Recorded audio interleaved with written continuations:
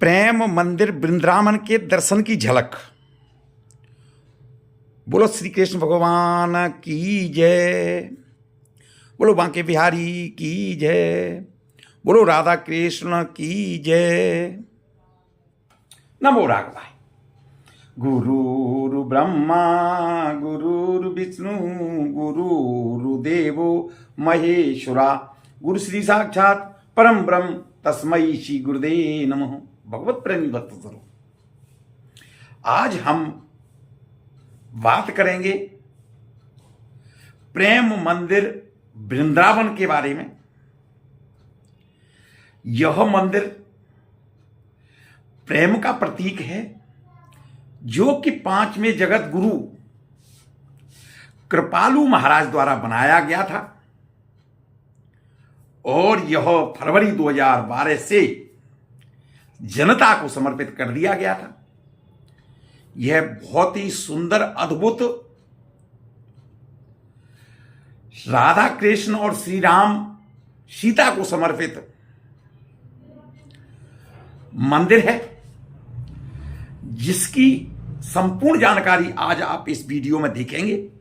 आपसे अनुरोध है कि आप वीडियो को अंत तक देखें और जाने प्रेम मंदिर के बारे में। नमो राघवाय। प्रेम मंदिर भारत के मथुरा वृंदावन में स्थित है।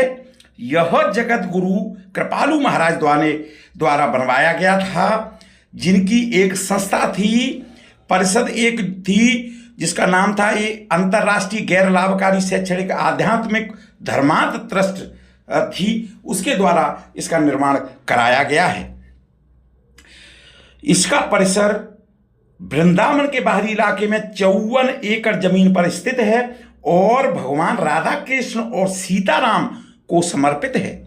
मंदिर की संरचना पांचवीं जगत गुरु कृपालु महाराज द्वारा स्थापित की गई थी। श्री कृष्ण और उनके अनुयायियों के आंकड़े भगवान के अस्तित्व के आसपास महत्वपूर्ण घटनाओं को दर्शाते हुए मुख्य मंदिर को कवर किया गया है। निर्माण जनवरी 2001 में शुरू हुआ था और उद्घाटन समारोह 15 फरवरी से 17 फरवरी 2012 को हुआ था। मंदिर 17 फरवरी 2012 को जनता को समर्पित कर दिया गया था, जनता के लिए खोल दिया गया था। इस मंदिर को बनाने में लागत 150 करोड़ रुपए आई थी। अध्यक्षता देवता श्री राधा गोविंद, राधा कृष्ण और श्री सीताराम हैं। प्रेम मंदिर के बगल में 73,000 वर्ग फुट खंबे से कम गुंबद के आकार का सत्संग हाल बनाया जा रहा है, जो कि एक समय में 25,000 लोग इसमें एक साथ बैठ करके और सत्संग कर सकते हैं। प्रेम मंदिर की ऊंचाई 125 फीट है और लंबाई 122 फीट है। मंदिर की चौड़ाई की बात करें तो इसकी चौड़ाई लगभग 115 फीट है। प्रेम मंदिर के मुख्य द्वार पर मयूर आकृति के 8 नक्काशी वाले तोरण लगाए गए हैं। मंदिर के भीतर की दीवारों पर कृपालु महाराज की झांकियां भी बनाई गई हैं। इसके अतिरिक्त मंदिर में 94 स्तंभों का भी निर्माण किया गया है। मंदिर का निर्माण इटली से मंगाई गई संगमरमर के पत्थर से किया गया है। जिस तरह आगरा का ताजमहल प्रेम के प्रतीक के रूप में जाना जाता है, वैसे ही वृंदावन का प्रेम मंदिर भी राधा कृष्ण के प्रेम की कहानी कहता है। इस मंदिर की खूबसूरती इतनी मंत्र मुग्ध करने वाली है कि वहां दर्शन करने वाले घंटों के लिए भी यहां से हटने का नाम नहीं लेते हैं। उसकी भव्यता में खो जाते हैं। जब भी राधा और कृष्ण की बात होती है तो इस बात का जिक्र अवश्य होता है कि संसार में आध्यात्मिक प्रेम से राधा काना प्रेम ने ही आध्यात्मिक प्रेम कराया है। कृष्ण का प्रेम सिखाता है कि प्रेम केवल प्रेमी प्रेमिका के बीच ही नहीं, बल्कि सखी सखियों सखी साथियों, माता पिता, भाई बहनों, पशु पक्षी सभी से हो सकता है। वैसे कृष्ण की नगरी में प्रेम ही प्रेम भरा हुआ है। इसके साथ ही मथुरा के वृंदावन में एक ऐसा मंदिर है जो पूरी तरह से प्रेम को समर्पित है। इस मंदिर को प्रेम मंदिर के नाम से भी लोग जानते हैं। आइए जानते हैं वृंदावन के मंदिर की इसकी झलकियां। इस मंदिर में अनेक श्री कृष्ण की झांकियों की, श्री कृष्ण की लीलाओं की अनेक प्रकार की झांकियां प्रदर्शित की गई हैं, दर्शाई गई हैं। क्योंकि श्री कृष्ण भगवान का जन्म द्वापर युग में हुआ था और आज इस मंदिर को देख करके ऐसा लगता है कि हम द्वापर युग में आ गए हैं। हर प्रकार की लीला की उनकी झांकी इस मंदिर में दर्शाई गई है। जब मंदिर के अंदर घुसते ही आपको ऐसा प्रतीत होगा कि हम कलयुग नहीं, अभी द्वापर युग में प्रवेश कर रहे हैं। इतनी सुंदर, आकर्षक, मनमोहक छटा देखने को मिलती है कि इस मंदिर से बाहर निकलने का मन ही नहीं करता है। और यदि हम रात को मंदिर को देखते हैं तो इसकी भव्यता और ही सुंदर दिखाई देती है। आपको सारी झांकियों के दर्शन इस वीडियो में कराए गए हैं। अंत तक आप देखेंगे तो आपको संपूर्ण जानकारी इस मंदिर के बारे में मिलेगी। यह मंदिर जगत गुरु श्री कृपालु जी महाराज ने बनाया गया है, जो कि 5वें जगत गुरु थे। और इनकी और परिचय जानते हैं। इनका जन्म 5 अक्टूबर 1922 को प्रतापगढ़ जिले के मनगढ़ में हुआ था। एक प्रसिद्ध हिंदू आध्यात्मिक गुरु और वेदों के प्रकांड विद्वान थे, जिन्होंने वृंदावन में प्रेम मंदिर का निर्माण कराया है। जगत गुरु कृपाल जी महाराज का पूरा नाम राम कृपालु त्रिपाठी था। इनके माता पिता का नाम भगवती देवी और ललित प्रसाद था। उन्होंने गांव के ही मिडिल स्कूल में 7वीं कक्षा तक शिक्षा प्राप्त की थी और उसके बाद आगे की पढ़ाई के लिए मध्य प्रदेश चले आए थे। श्री कृष्ण भगवान की हम बात करें तो श्री कृष्ण भगवान विष्णु के 8वें अवतार हैं। उनका जन्म द्वापर युग में हुआ था।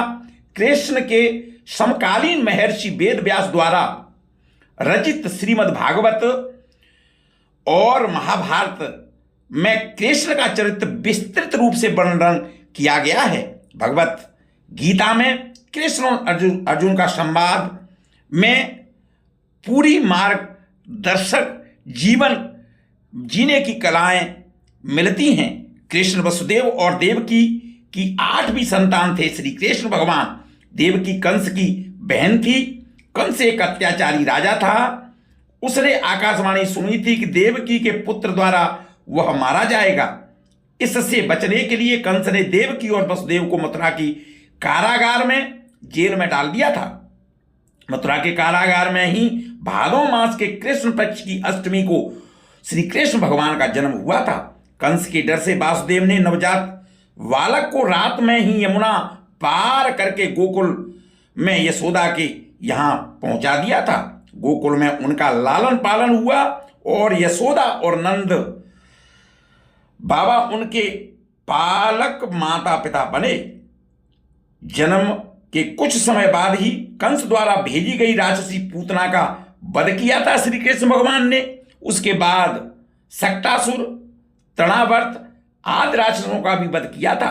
बाद में गोकुल छोड़कर के नंदगांव आ गए। वहां पर उन्होंने चरण लीला, गोवर्धन लीला, रास लीला, इसके बाद मथुरा में मामा कंस का वध किया। सौराष्ट्र में द्वारका नगरी की स्थापना की और वहां अपना राज्य बसाया। पांडवों की मदद की और विभिन्न संकटों से उनकी रक्षा की। महाभारत के युद्ध में उन्होंने अर्जुन के सारथी की भूमिका निभाई और रण क्षेत्र में ही इन्होंने उपदेश दिया। 124 वर्ष के जीवन काल के बाद उन्होंने अपनी लीला समाप्त की। उनके अवतार समाप्ति के तुरंत बाद परीक्षित के राज्य का कालखंड आता है। राजा परीक्षित जो अभिमन्यु और उत्तरा के पुत्र और अर्जुन के पौत्र थे के समय से भी कलयुग का आरंभ माना जाता है। ये श्री कृष्ण भगवान के बारे में थोड़ा सा संक्षिप्त वर्णन है, लेकिन जब इस मंदिर के बारे में हम बात करते हैं तो ये मंदिर बहुत ही अद्भुत है, जिसमें श्री कृष्ण भगवान की लीलाओं को अनेक प्रकार की झांकियों द्वारा प्रदर्शित किया गया है, जिसको देख करके ऐसा लगता है कि हम कलयुग नहीं द्वापर युग में आए हुए हैं। यहाँ पर जन सैलाब इतना होता है कि जिसका वर्णन नहीं किया जा सकता है। चाहे दिन हो चाहे रात हो, हर समय यह मंदिर खचाखच जन सैलाब से भीड़ से भरा रहता है। और इस मंदिर की सुंदरता, इस मंदिर की छटा देखने को नहीं बनती है। ऐसा सुंदर और भव्य मंदिर आपको और कहीं देखने को नहीं मिलेगा, जो कि इटालियन मार्बल द्वारा बनाया गया है। सभी प्रकार की कृष्ण भगवान की झांकियां इसमें दिखाई देती हैं, के दर्शन होते हैं। और इसके साथ साथ मंदिर परिसर में ही खाने पीने की व्यवस्था है। अलग अलग अनेक प्रकार के स्टॉल लगे हुए हैं, जहां से आप धार्मिक वस्तुएं और अपने मनपसंद की वस्तुएं, कपड़े और अनेक प्रकार की चीजें खरीद सकते हैं। यह मंदिर देखने में बहुत ही सुंदर और अलौकिक लगता है। यहां का दृश्य ऐसा है कि एक बार मंदिर में घुसने के बाद बाहर निकलने का मन ही नहीं करता है। कृष्ण को झांकियों में अक्सर मोर पंख वाले पुष्प या मुकुट पहनकर चित्रित किया गया है और अक्सर बांसुरी बजाते हुए उनका चित्रण हुआ है। इस रूप में आमतौर पर त्रिभंग मुद्रा में एक पैर को दूसरे पैर पर डाले हुए चित्रित है और कहीं कहीं पर गाय या बछड़ाओं के साथ में उनका चित्रण किया गया है।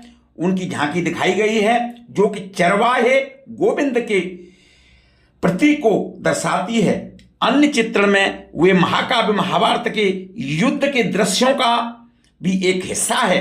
वह उन्हें एक सारथी के रूप में दिखाया गया है, विशेष रूप से जब वह पांडव राजकुमार अर्जुन को संबोधित कर रहे थे, जो भागवत गीता उन्होंने श्री कृष्ण भगवान ने अर्जुन को सुनाई थी।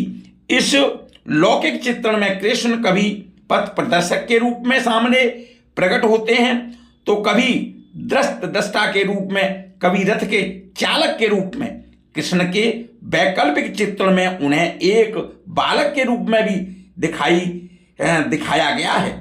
एक बच्चा अपने हाथों और घुटनों पर रेंगते हुए नृत्य करते हुए, साथ ही मित्र ग्वाल बालों को चुराकर मक्खन देते हुए, लड्डू को अपने हाथ में लेकर चलते हुए, अथवा प्रलय के समय बरगद के पत्ते पर तैरते हुए एक अलौकिक शिशु को अपने पैर की उंगलियों को चूसता हुआ प्रतीत होता है। वहीं कृष्ण की प्रतिमा में क्षेत्रीय विविधताएं, उनके विभिन्न रूपों को भी देखा जा सकता है। अन्य चित्रणों में उन्हें राधा के साथ दिखाया गया है, जो कि राधा और कृष्ण के दिव्य प्रेम का प्रतीक माना जाता है। उन्हें कुरुक्षेत्र युद्ध के विश्व रूप में भी दिखाया गया है, जिसमें उनके कई मुख हैं और सभी लोग उनके मुख में जा रहे हैं। उनके मित्र सुदामा के साथ भी उनको दिखाया गया है, जो मित्रता का एक सुंदर प्रतीक है। वास्तुकला में कृष्ण चिन्हों पर मूर्तियों के लिए दिशा निर्देशों का वर्णन मध्यकालीन युग में हिंदू मंत्र कलाओं जैसे वैखानक, अगम विष्णु, धर्मोत्तर पुराण, बृहद संहिता और अग्नि पुराण में वर्णन किया गया है। इसी तरह मध्यकालीन युग में शुरुआती तमिल ग्रंथों में कृष्ण और रुक्मिणी की मूर्तियों की भी इसमें शामिल हैं। इन दिशा निर्देशों के अनुसार बनाई गई मूर्तियां सरकारी संग्रहालय चेन्नई में संग्रह करके रखी हुई हैं।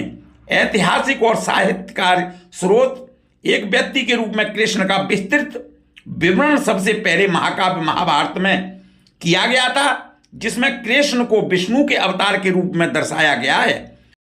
श्री कृष्ण भगवान के बाल्यकाल और युवावस्था, वयस्कता, कुरुक्षेत्र के महाभारत का महाभारत युद्ध, इनको अनेक झांकियों द्वारा प्रदर्शित किया गया है।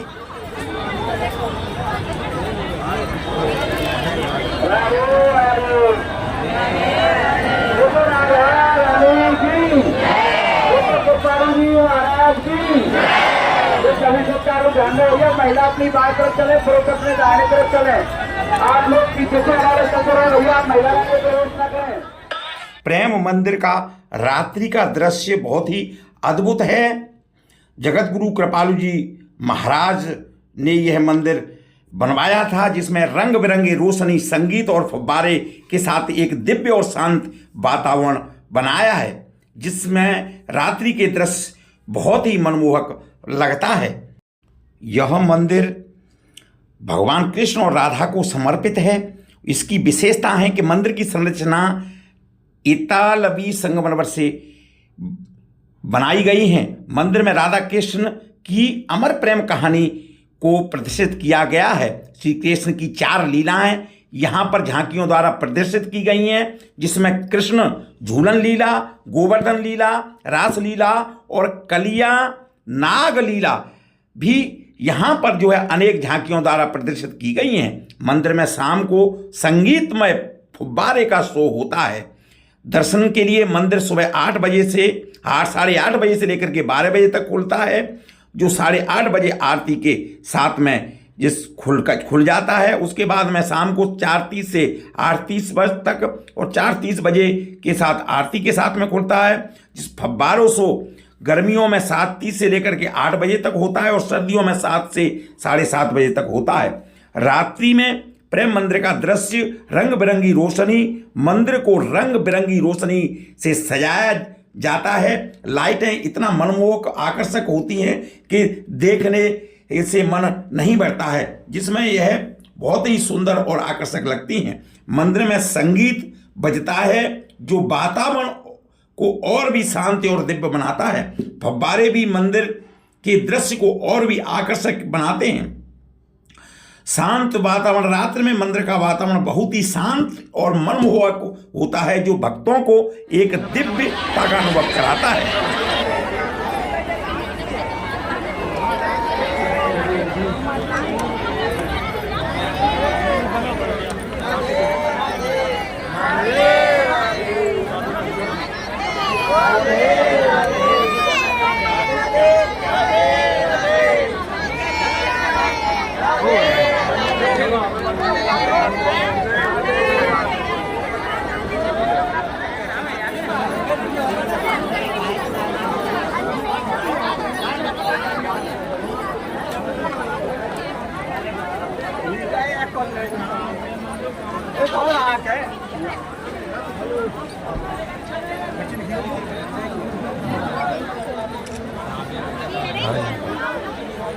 दृश्य कितना सुंदर अद्भुत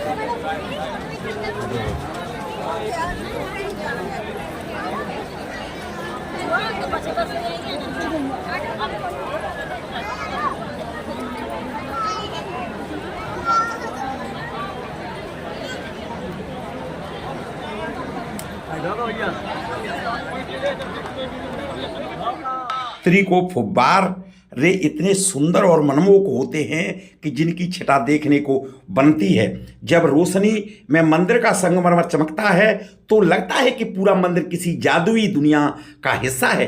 रात के समय होने वाली संगीत और लाइट शो को देख करके आप मंत्रमुग्ध हो जाएंगे। यह शो भगवान श्री कृष्ण की लीलाओं को दर्शाता है और आपको आध्यात्मिक अनुभव में डुबो देता है।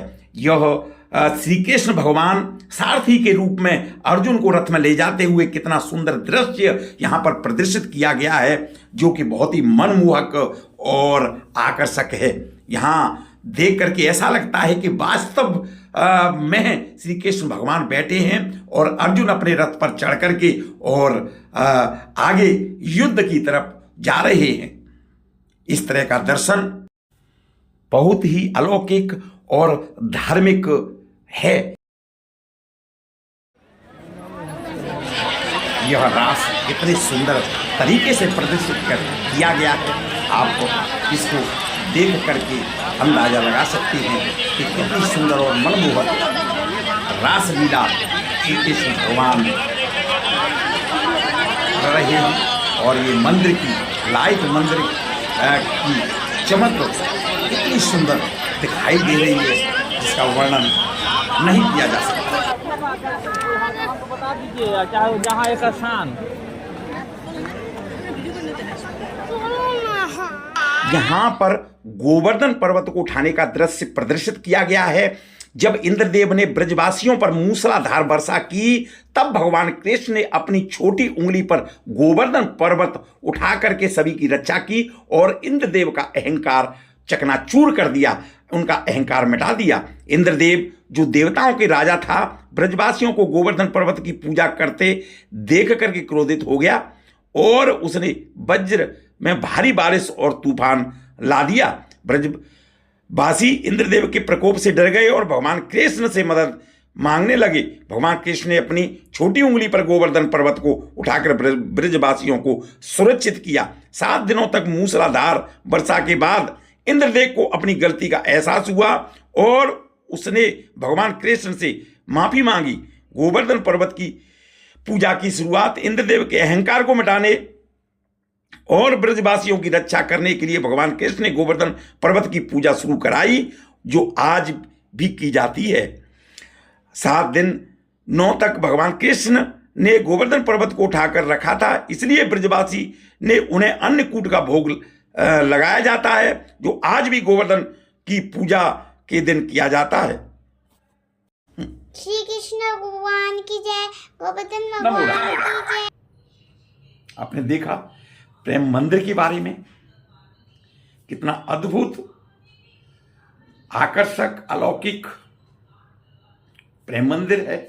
इस तरह की जानकारी के लिए, धार्मिक स्थलों की जानकारी के लिए, सनातन धर्म के त्योहार और उत्सवों की जानकारी के लिए, ग्रंथ और सनातन धर्म के साहित्य की जानकारी के लिए देखते रहिए प्रभु दर्शन चैनल। यदि आप पहली बार देख रहे हैं तो आपसे अनुरोध है, चैनल को लाइक करें, सब्सक्राइब करें और नोटिफिकेशन के लिए ऑल का बटन दबाएं, जिससे कि मेरे हर वीडियो की जानकारी आपको मिल सके। खुद श्रवण करें और लोगों को भेजें और सनातन धर्म को आगे बढ़ाने, प्रचार प्रसार में मेरा सहयोग करें। नमो राघव।